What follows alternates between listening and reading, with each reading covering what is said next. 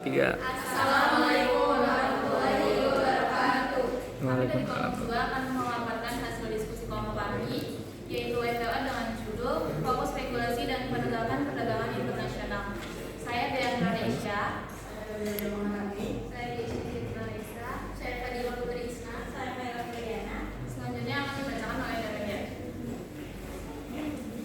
Yang pertama, pengertian dari WTO. WTO adalah World Trade Organization yang mengatur aturan perdagangan antar negara agar berjalan lebih lancar, adil, dan teratur. Dengan adanya WTO, negara-negara memiliki pedoman yang sama dalam melakukan ekspor dan impor, sehingga bisa mengurangi konflik atau perselisihan perdagangan. Selanjutnya ada tujuan WTO. Yang pertama itu untuk mendorong perdagangan bebas. Jadi negara-negara didorong untuk saling jual beli tanpa banyak batasan. Jadi barang lebih bisa masuk ke negara lain. Terus yang kedua ada mengurangi hambatan perdagangan.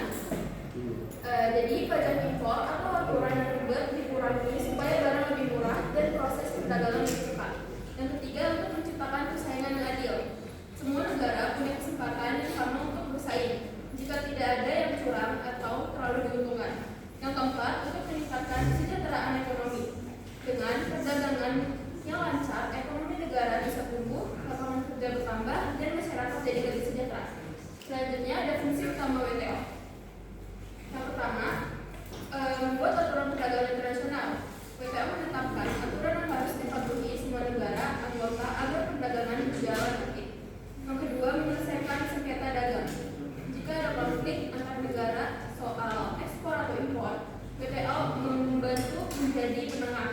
Yang ketiga, forum negosiasi perdagangan. Negara-negara bisa berdiskusi dan membuat perjanjian baru untuk kerjasama perdagangan. Yang keempat, monitoring kebijakan perdagangan. WTO mengawasi apakah negara anggota menjalankan aturan dengan benar atau tidak. Yang terakhir, memastikan NTM tidak disalahgunakan. WTO memastikan aturan non-tarif tidak dipakai untuk menghambat perdagangan tidak adil. Selanjutnya ada TBT dan SPS. TBT yaitu Technical Barriers to Trade. Pada bagian ini, kita membahas TBT dan SPS, yaitu standar teknis dan kesehatan dalam perdagangan internasional. WTO mengatur hal ini melalui dua perjanjian. Yang pertama ada TBT. TBT mengatur standar produk dan prosedur pengujian agar tidak menjadi hambatan perdagangan yang tidak perlu. Contohnya, Uni Eropa mewajibkan semua produk elektronik yang masuk harus memiliki label CE atau Conformity European. Kalau ada produk dari Indonesia yang belum memenuhi standar itu, produk tersebut tidak boleh dijual di sana. Yang kedua ada SPS atau sanitary dan fitosanitary. SPS fokus pada keamanan pangan serta kesehatan manusia, hewan, dan juga tumbuhan dengan tujuan melindungi kesehatan tanpa menghambat perdagangan secara berlebihan. Contohnya, Jepang menolak impor buah dari suatu negara karena terdeteksi mengandung hama atau pestisida berlebihan. Selanjutnya ada prinsip dasar WTO. Prinsip dasar WTO itu adalah perdagangan yang adil, bukan hanya soal harga, tapi soal kepatuhan terhadap aturan yang disepakati. Yang pertama itu ada non-diskriminasi. Ini artinya semua negara harus diperlakukan sama dalam perdagangan, tidak boleh ada perlakuan khusus yang merugikan negara lain. Yang kedua ada transparansi, artinya semua kebijakan harus jelas, terbuka, dan mudah diakses. Negara tidak boleh membuat aturan yang tersembunyi. Yang ketiga ada perdagangan bebas. Artinya, WTO mendorong negara-negara untuk mengurangi hambatan perdagangan seperti tarif tinggi atau kuota impor secara bertahap. Yang terakhir ada persaingan adil. Artinya harus mengutamakan persaingan yang sehat, negara tidak boleh curang. Misalnya, negara memberikan subsidi berlebihan yang membuat produk negara tersebut lebih murah secara tidak wajar. Ya, selanjutnya itu ada bagian WTO. Jadi yang pertama ada membuat perdagangan lebih stabil dan teratur. Jadi, karena semua negara mengikuti aturan yang sama, itu tuh membuat perdagangan jadi lebih stabil dan teratur karena tidak ada negara yang bertindak semuanya sendiri. Yang kedua itu ada mengurangi konflik antar negara.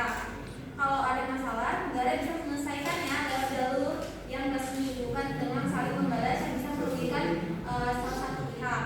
Yang ketiga itu ada membuka peluang ekspor lebih luas. Jadi, dengan adanya kerjasama ini, produk dari suatu negara bisa lebih mudah masuk ke pasar internasional. Yang keempat itu ada mendorong pertumbuhan ekonomi global. Karena perdagangan lancar, maka produksi meningkat, lapangan kerja bertambah, dan ekonomi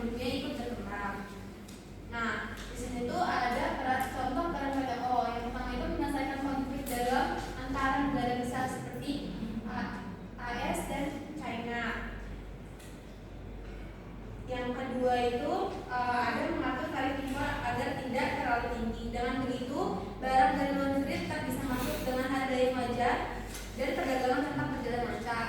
Terus yang terakhir itu ada membantu negara berkembang masuk ke pasar global. WTO memberikan kesempatan yang lebih adil agar negara-negara tersebut bisa bersaing secara sehat. Selanjutnya dari kritik terhadap WTO, yang pertama, WTO dianggap kurang menguntungkan bagi negara berkembang karena negara maju memiliki kekuatan ekonomi yang lebih besar sehingga lebih mudah mendapatkan keuntungan.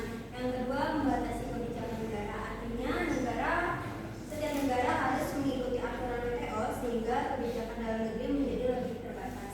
Yang ketiga, tidak selalu adil. Walaupun aturannya sama untuk semua negara, tapi negara yang lebih kuat biasanya lebih diuntungkan karena mempunyai ekonomi dan pengaruh yang lebih besar. Yang keempat, dampak sosial dan lingkungan. Perdagangan bebas kadang lebih fokus pada keuntungan sehingga masalah lingkungan dan tenaga kerja kurang diperhatikan. Kesimpulannya, WTO adalah organisasi yang mengatur perdagangan dunia agar lebih terstruktur dan adil, namun dalam praktiknya masih ada ketimpangan, terutama antara negara maju dan berkembang. Jadi walaupun tujuannya baik, pelaksanaannya masih perlu diperbaiki agar lebih dapat. Sekian dari kelompok kami. Terima kasih. Wassalamualaikum warahmatullahi wabarakatuh. Waalaikumsalam warahmatullahi wabarakatuh.